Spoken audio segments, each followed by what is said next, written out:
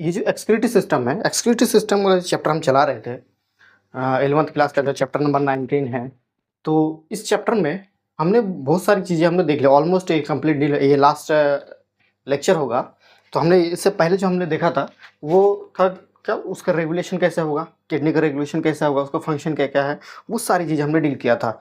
आज जो हम देखेंगे सेकंड लास्ट टॉपिक है मेक्टुरेशन के ऊपर, ठीक है। मेक्टुरेशन का मतलब होता है कि यूरिन को रिलीज आउट कर देना फ्रॉम द बॉडी, उसको हम क्या बोलते हैं, मेक्टुरेशन बोलते हैं। मेक्टुरेशन का मतलब अगर देखो तो क्या है,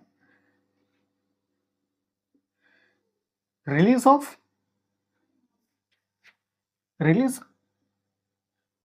out of release out of urine from body body से इसको निकालना, इसको क्या बोलते हैं हम, मेक्टुरेशन बोलते हैं। तो ये जो रिलीज आउट करेगा, ऐसा नहीं कि जो है हमारे बॉडी में यूरिन का कलेक्शन हुआ और इसे रिलीज हो, इसका एक मैकेनिज्म होता है, उस मैकेनिज्म को हम डील करेंगे, ठीक है। तो हम देख लेते हैं। तो जैसे कि हमारी जो नेफ्रॉन्स होता है, नेफ्रॉन्स में यूरिन का फॉर्मेशन, यानी किडनी के अंदर यूरिन का फॉर्मेशन हुआ, ठीक है, यानी कि यूरिन का फॉर्म हुआ, यूरिन फॉर्म इन नेफ्रॉन्स।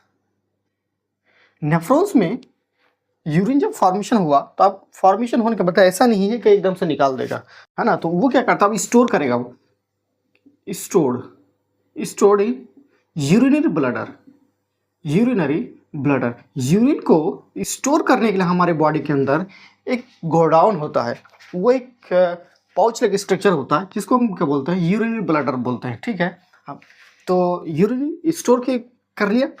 अब जो होता है, जैसे जैसे यूरिन का फॉर्मेशन होता चला जाएगा, वैसे वैसे ये स्टोर होता चला यूज और स्टोर होते चला जाएगा। तो इसका जो वॉल होता है, मसल्स वॉल, यानी जो स्मूथ मसल्स पाए जाए, यूरिन ब्लडर जो है ये किससे होगा, मसल्स का, स्मूथ मसल्स का फॉर्मेशन बना होता है, किससे, स्मूथ मसल्स। तो स्मूथ मसल्स के में इसमें क्या होता है, ऑस्मो, इसमें रिसेप्टर्स पाया जाता है। क्या पाया जाता है, रिसेप्टर्स, स्ट्रेचिंग रिसेप्टर्स बोलते हैं, ठीक है। जो ये स्टोर हो, यूरिन का स्टोर होने लगेगा, जैसे जैसे स्टोर होगा वैसे वैसे ये जो स्मूथ मसल्स है वो इसका स्ट्रेचिंग होने लगेगा, मतलब ये फैलने लगेगा। तो इसमें जो रिसेप्टर्स होता है, तो वॉल ऑफ यूरिनरी जो ब्लडर है, ये क्या रिसेप्टर्स पाए हैं, इसमें क्या रिसेप्टर्स, कंटेन रिसेप्टर्स,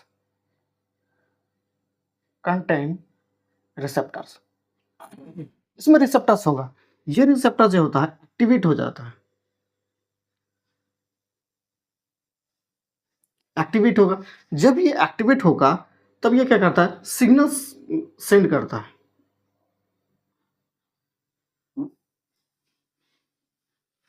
सिग्नल्स किसको देगा, सेंड टू सीएनएस। हमारी सीएनएस को जो है, सेंट्रल नर्वस सिस्टम को ये सिग्नल भेजेगा, अब कहेगा कि भाई ये अब ओवरफ्लो होने को चला है, ठीक है। अब ये जब सिग्नल भेजेगा, तब ये सीएनएस वापस से सिग्नल्स भेजता है यूरिनरी ब्लडर को कॉन्ट्रैक्शन करने के लिए। किसको भेजेगा, urinary bladder,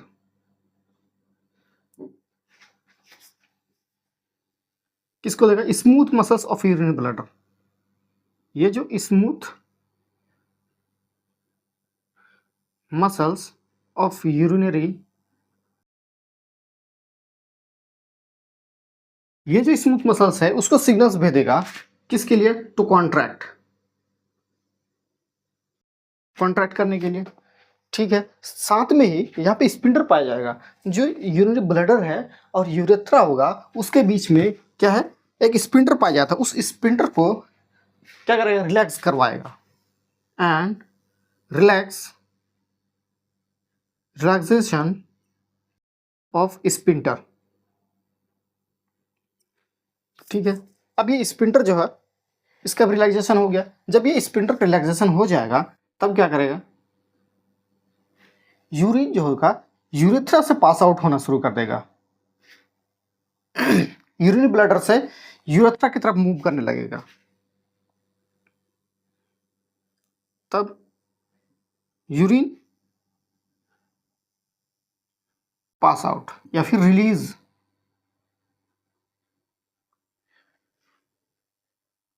from body, from body. ठीक है, इस प्रोसेस को जो यूरिन जो पास आउट हो रहा है इस प्रोसेस को ही बोलते हैं मिक्टुरेशन।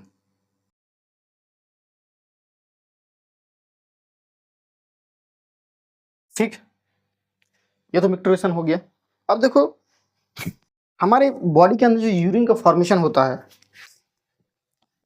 वो तकरीबन 1 से 1.5 लीटर के आसपास यूरिन का फॉर्मेशन होता है। यूरिन का देखोगे तो एक अपना कैरेक्टर्स होता है, उसका अपना ऑर्डर्स होगा, उसका पीएच होगा, ये सारे अगर इसमें कोई अल्टरेशन दिखता है तो क्लिनिकल डायग्नोसिस इसमें हेल्प करता है कि हाँ तो बॉडी में कौन सा मेटाबॉलिज्म में प्रॉब्लम है। जैसे यूरिन है, ठीक है, तो यूरिन में देखोगे तकरीबन 1 से लेकर 1.5 लीटर पर डे यूरिन बनता है। और इस 1 से लीटर इतना यूरिन फॉर्मेशन जब करेगा पर डे तो इसमें तकरीबन जो यूरिया होगा वो 25 से लेकर 30 ग्राम यूरिया पाया जाएगा। इसका मतलब है हमारी बॉडी जो होगा 25 से 30 gram urea per day release out कर देता है। ठीक है, यूरिया जो होता है इसका एक कैरेक्टरिस्टिक ऑर्डर होता है, कैरेक्टरिस्टिक ऑर्डर्स होगा, ये स्लाइटली एसिडिक रहता है। स्लाइटली एसिडिक का मतलब है कि पीएच जो होगा वो न्यूट्रल की तरफ होगा, यानी कि 6, पीएच इसका 6 हो जाएगा। ठीक है, अब देखो अच्छा यूरिन जो होगा, यूरिन का जो कलर होगा कुछ पेल येलो कलर का रहता है, पेल येलोइश कलर का।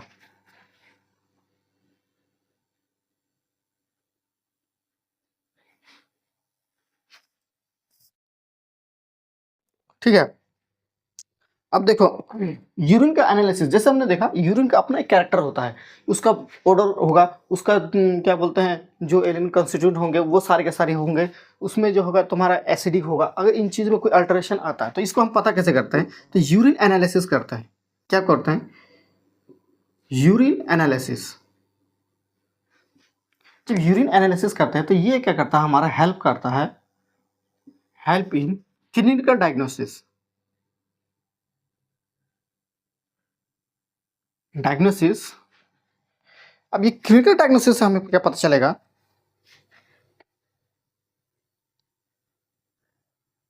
डायग्नोसिस ऑफ मैनी मेटाबॉलिक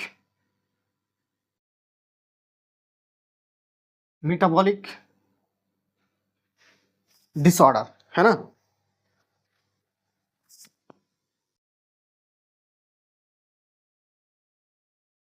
इसका मतलब देखो अगर इसमें कोई भी केमिकल एनालिसिस से अगर कोई भी चीज़ अगर हमें उस और मान लो कि ऑर्डर का में उसका चेंजिंग आ गया, ऑर्डर का चेंजिंग आ गया तो कोई तो रीजन होगा जिसकी वजह से उसमें चेंजिंग आ रहा है, तो वो चेंजिंग होगा वो कैसे क्यों आया, क्योंकि इसमें जितने भी चीज़ें हमारे वेस्टेज आ रहे हैं वो क्या है, मेटाबॉलिज्म से फॉर्मेशन होके ही आ रहा है, मेटाबॉलिज्म का वेस्ट आ रहा है, तो वही मेटाबॉलिज्म अब इसमें कोई चेंज दिखेगा तो हमें ऑब्वियसली डायरेक्टली हमें ये पता लगेगा कि इसमें मेटाबॉलिज्म का डिसऑर्डर क्या चल रहा है।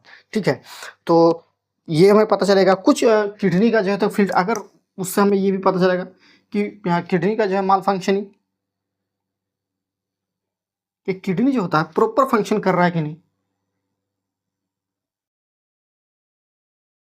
माल फंक्शनिंग डिसऑर्डर, इसके बारे में पता लग सकता है। जैसे अगर इसमें कुछ एग्जांपल देख लो, जैसे अगर हम ग्लूकोज पाया गया, अगर यूरिन में अगर ग्लूकोज पाया जाए तो इसको हम क्या बोलते हैं, ग्लाइकोसूरिया। अगर कीटोन बॉडी पाया गया, कीटोनूरिया। कीटोनुरिया बोलते हैं, ठीक है। अब ये कीटोन बॉडी अगर यूरिन में पाया जाएगा तो ये एक डिजीज का नाम होता है, किसका? Diabetes mellitus. डायबिटीज मेलिटस इसका नाम होता है एक डिजीज का। अगर कीटोन बॉडी यूरिन में अगर पाया जाता है तो ये मानते हैं कि ये वाली बीमारी जो है इसको है, ये इंडिकेट करता है, ये इसको रिफर करता है कि उसको ये बीमारी है, ठीक है। तो ये हमारे न्यूट्रिशन के बारे में था जो हमने डिटेलिंग कर लिया एनसीईआरटी में। एनसीईआरटी का पॉइंट हमने पूरी पूरी डिटेलिंग कर लिया। अब देखो कुछ चीज़ें होती हैं कि जो एक्सक्रीशन होता है हमारे बॉडी के अंदर, तो एक्सक्रीशन में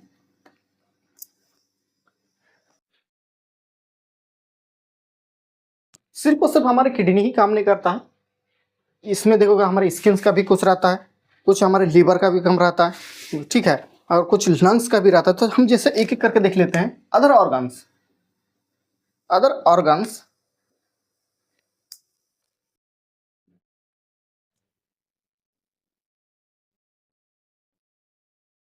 अदर ऑर्गन्स जो कि हेल्प करता है इन एक्सक्रीशन में, ठीक है। अब वो कौन कौन से है उसको देखें। इसमें देखोगे तो हमें मिलेगा कि कुछ लीवर में भी है, ठीक है, किडनी में तो ही है, लंग्स में भी मिलेगा, ठीक है, स्किन में भी है, ये भी हमारी बॉडी से जो होता है रिलीज आउट करता है, ठीक है। किडनी तो ऑब्वियसली हमने देख ही लिया अभी, किडनी ये तो हमने देखा है। एक एक करके देखते हैं। जैसे हमारे लीवर की बात करो तो लीवर में जितने भी बहुत सारी चीजें हमारे जो डाइजेशन के लिए रिलीज करता था, जैसे जितना पिगमेंट है, बाइल पिगमेंट वगैरह, बाइल पिगमेंट हो गया, इसका जो कुछ एंजाइम्स थे वो एंजाइम्स वगैरह देखोगे, ठीक है, वो या फिर जो लीवर के एंजाइम्स हैं वो क्या करता था, ये सारे के सारे जब हम डाइजेस्टिव सिस्टम में काम करने के बाद देखो एंजाइम्स वगैरह ये सब पिगमेंट वगैरह क्या होता है, जब इसका यूज हो जाता है तो इसको डिग्रेड कर दिया जाता है। क्या कर दिया जाता है?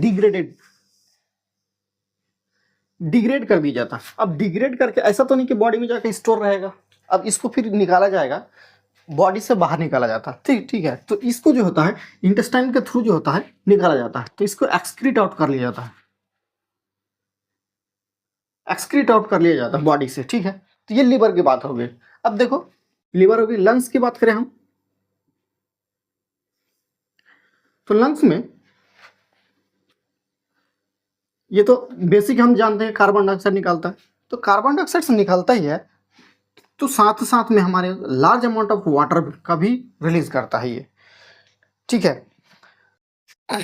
तो कार्बन डाइऑक्साइड एक दिन के अंदर तकरीबन 18 litre carbon dioxide per day का रिलीज आउट कर लेता है। तो significant amount of water, significant amount of water भी इसमें रिलीज कर लिया जाता है, बहुत सारा है ना। क्योंकि देखोगे हम जब भी एक्सेल करते हैं तो जो हम कार्बन डाइऑक्साइड को रिलीज आउट करते हैं उसमें थोड़ा गर्म होता है, वो थोड़ा नमी रहता है, तो हमें मिलेगा ये कि जब उसमें वाटर कंटेंट भी रहता है, हमें ये हमें वैसे पता नहीं चलता, लेकिन उसमें वाटर रिलीज आउट करता है। लेकिन ओवरऑल हम देखेंगे तो एक significant amount of water release out होता हुआ दिखेगा। अब बात करते हैं हम, दूसरा आता है एक और, स्किन। स्किन जो होता है हमारा स्वेटिंग करता है,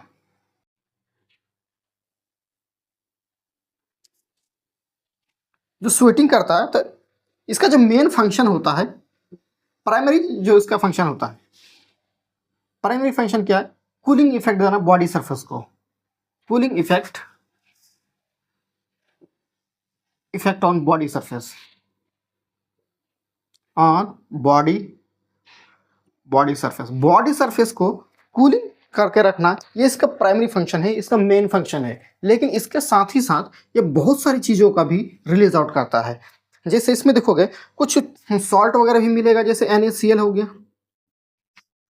सॉल्ट वगैरह भी मिलेगा, ठीक है। उस कुछ यूरिया भी मिलेगा स्मॉल अमाउंट में, कुछ हमें यूरिया भी मिलेगा, कुछ लैक्टिक एसिड भी मिलेगा, लैक्टिक एसिड भी मिल जाएगा। ये सारी चीज़ें हमें मिले, कुछ इसमें वैक्स भी मिल जाएगा, वैक्स ऑयल के फॉर्म में थोड़ा सा मिल जाएगा, ताकि हमारे बॉडी के अंदर जो मॉइस्चराइजेशन प्रोवाइड कर सके। तो स्वीट ग्लैंड होता है हमारी स्किन में, क्या है तो स्वीट कहाँ क्या से सीक्रेट होता है, स्वीट ग्लैंड। एक और चीज होता है हमारे सेबासियस ग्लैंड, ये जो ऑयल, सेबासियस ग्लैंड, ठीक है। तो ये जो सेबासियस ग्लैंड है, ये देखोगे तो कुछ वैक्स ऑयल वगैरह सेक्रेशन करके रखता है, ताकि हमारे बॉडी के ऊपर जो होता है क्या कर सके, मॉइस्चर करके रख सके। कुछ स्टेरॉइड वगैरह, स्टेरॉल्स वगैरह जो होता है, सब्सटेंस वगैरह, ये भी रिलीज आउट करता है। और ये प्रोवाइड प्रोटेक्टिव ऑयल, ये और ये सब क्या करता है, प्रोवाइड क्या करता है, हमारे प्रोटेक्टिव प्रोटेक्शन करता है हमारी बॉडी को ये क्या करता है, प्रोटेक्शन वगैरह प्रोवाइड करता है, ताकि जो बैक्टीरियल वगैरह का इन्फेक्शन, बहुत सारी चीज़ें होती है, वो सारे के सारे से ये क्या कर रहा है, प्रोटेक्शन हमें प्रोवाइड करता है, ठीक है। तो हमने इसका डिसऑर्डर भी देख लिया कि साथ में ही, कि जो अगर उसको ग्लूकोज पाया जाएगा तो कौन सी बीमारी होगी। अगर कीटोन होता है, ठीक है, तो कीटोन जैसे तो कीटोन अगर बॉडी में, कीटोन का फॉर्मेशन ज़्यादातर किससे, तो ऑक्जेलेट से होता है। ऑक्जेलेट में देखोगे तो डायबिटीज मेलिटस का फॉर्मेशन मिलेगा हमें, ठीक है, किडनी का माल फंक्शन वगैरह भी मिलेगा, इन्फ्लेमेशन मिलता है हमारा, ठीक है। ये सारी चीज़ें इस चीज़ में हमने उसके डिसऑर्डर में मिलेगा। तो हमने देख लिया कि पूरी ये चैप्टर, लास्ट वीडियो था 11th क्लास का, जो है चैप्टर नंबर 19 एक्सक्रीटरी सिस्टम का, पूरी चैप्टर हमने कंप्लीट कर दिया है, ठीक है। अब ये बाद में फिर आएगा कि फुल चैप्टर का जो है वीडियो, फिलहाल के लिए इतना ही देखते हैं।